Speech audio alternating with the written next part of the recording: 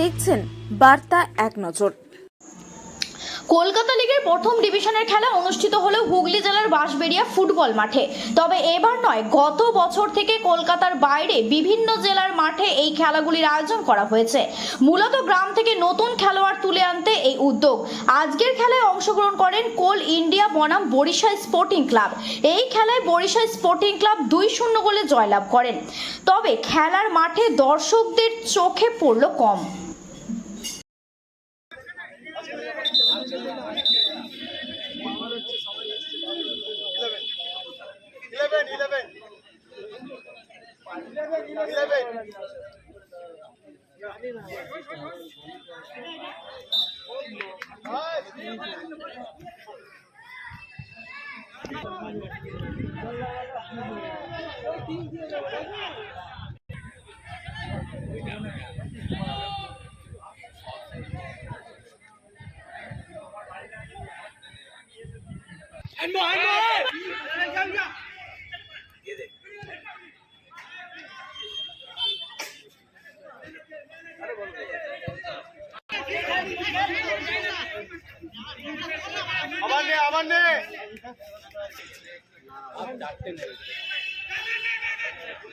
किशोर किशोर आप करना किशोर किशोर